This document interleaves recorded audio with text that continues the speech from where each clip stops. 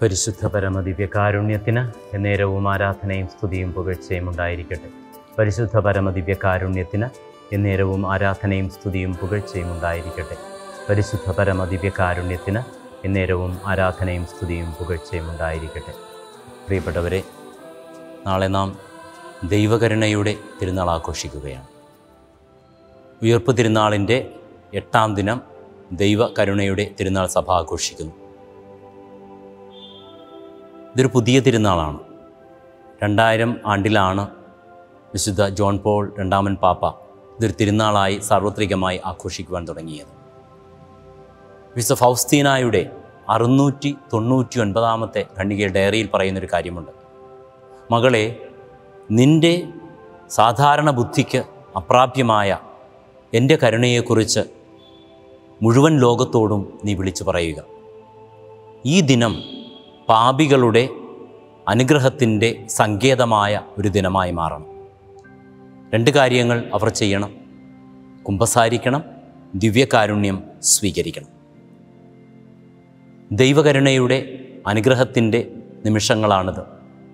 ഈ രാത്രിയിൽ നാം പ്രത്യേകമായി ഈ ദിവ്യകാരുണ്യനാഥൻ്റെ മുൻപിലായിരിക്കുമ്പോൾ ഇത് ദിവ്യകാരുണ്യം തന്നെയാണ്. ഏറ്റവും പരിശുദ്ധമായ കാരുണ്യം ദൈവം നമുക്ക് നൽകുമ്പോൾ നമ്മളുടെ കുറവുകൾക്ക് മീതെ ദൈവ സ്നേഹത്തിൻ്റെ നിറവ് അവൻ നൽകുകയാണ്. അനുഗ്രഹങ്ങളുടെ ഒരു സമുദ്രം അവൻ നമുക്ക് നൽകുകയാണ്. അനുഗ്രഹങ്ങളുടെ ഈ സമുദ്രം അവൻ നൽകുമ്പോൾ ഈ സമുദ്രത്തെ നാം സ്വീകരിക്കണമെങ്കിൽ നാം മറ്റൊരു സമുദ്രമായി മാറണം. മനോഹരമായ ഫൗസ്തീനായുടെ ഒരു ഉപമയാണിത്. ദൈവസ്നേഹം വലിയൊരു സമുദ്രമായി നിന്നിലേക്ക് ഒഴുകുമ്പോൾ നിൻ്റെ ഹൃദയവും നിൻ്റെ ജീവിതവും ആ സമുദ്രം പോലെ വിശുദ്ധമായി വിശാലമായില്ല എങ്കിൽ ആ സമുദ്രത്തെ സ്വീകരിക്കുവാൻ നിനക്കാവില്ല. പ്രിയപ്പെട്ടവരെ, ഒരു നിമിഷം ദിവ്യകാരുണ്യനാഥൻ്റെ മുൻപിലേക്കൊന്ന് നോക്കാം.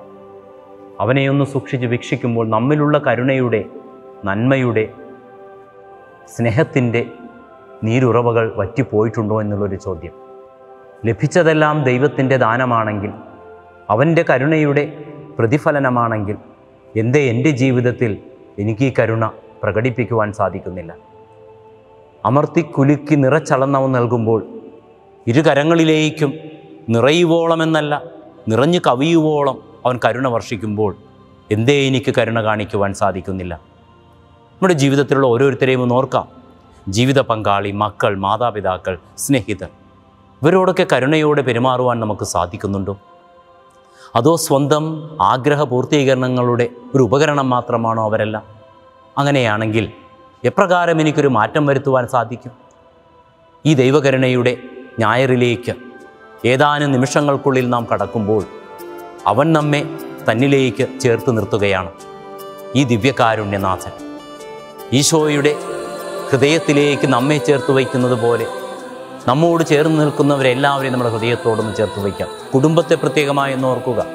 നമുക്കായി അധ്വാനിക്കുന്നവർ, ദൂരങ്ങളിലായിരിക്കുന്നവർ, നമുക്കായി അധ്വാനിച്ച് രോഗികളായി മാറിയവർ, നാം തിരസ്കരിച്ചവർ, മറ്റ് ഇടങ്ങളിലായിരിക്കുന്നവർ, ദൈവമേ, സമർപ്പിക്കുന്ന ഈ നിമിഷങ്ങളിൽ എൻ്റെ കുടുംബത്തിലെ ഓരോ അംഗത്തെയും, എൻ്റെ സമൂഹത്തിലെ ഓരോ അംഗത്തെയും, ഇടവകയിലെ ഓരോ അംഗത്തെയും, ഈ സമൂഹത്തിൽ നന്മ പ്രവർത്തിക്കുന്നവരെ, തിന്മയിലൂടെ കടന്നു പോകുമ്പോൾ നന്മയിലേക്ക് വരുവാൻ ആഗ്രഹിക്കുന്നവരെ സമർപ്പിക്കുന്ന യേശുവേ, നിന്റെ കരുണ നൽകി സർവരെയും നീ കാത്തുകൊള്ളണമേ. പരിശുദ്ധ പരമദിവ്യകാരുണ്യത്തിന് എന്നേരവും ആരാധനയും സ്തുതിയും പുകഴ്ചയും ഉണ്ടായിരിക്കട്ടെ. പരിശുദ്ധ പരമദിവ്യകാരുണ്യത്തിന് എന്നേരവും ആരാധനയും സ്തുതിയും പുകഴ്ചയും ഉണ്ടായിരിക്കട്ടെ. പരിശുദ്ധ പരമദിവ്യകാരുണ്യത്തിന് എന്നേരവും ആരാധനയും സ്തുതിയും പുകഴ്ചയും ഉണ്ടായിരിക്കട്ടെ. കരുണാമയനായ ദിവ്യകാരുണ്യനാഥൻ്റെ ആശീർവാദം നമുക്ക് സ്വീകരിക്കാം. പരിശുദ്ധ സ്നേഹമേ, പരിശുദ്ധ പരമദിവ്യകാരുണ്യമേ, അനന്ത സ്നേഹമേ, പരിശുദ്ധ പരമദിവ്യകാരുണ്യമേ, അനന്ത സ്നേഹമേ.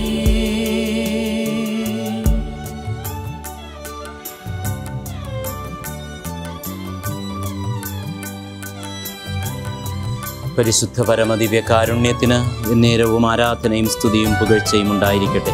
പരിശുദ്ധ പരമദിവ്യകാരുണ്യത്തിന് നേരവും ആരാധനയും സ്തുതിയും പുകഴ്ചയും ഉണ്ടായിരിക്കട്ടെ. പരിശുദ്ധ പരമദിവ്യകാരുണ്യത്തിന് നേരവും ആരാധനയും സ്തുതിയും പുകഴ്ചയും ഉണ്ടായിരിക്കട്ടെ. പ്രിയപ്പെട്ടവരെ, കരുണാമയനായ ദൈവത്തിൻ്റെ സംരക്ഷണം സ്നേഹപൂർവ്വം ആശംസിക്കുന്നു. സുഖനിദ്ര ഏറ്റവും നന്നായി രാവിലെ ഉണർന്നെഴുന്നേൽക്കുവാൻ നമുക്ക് സാധിക്കട്ടെ.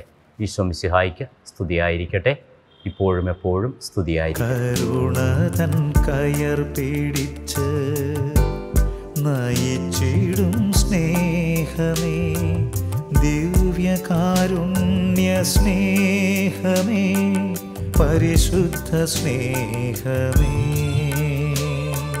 പരിശുദ്ധ പരമദിവ്യകാരുണ്യമേ, അനന്ത സ്നേഹമേ,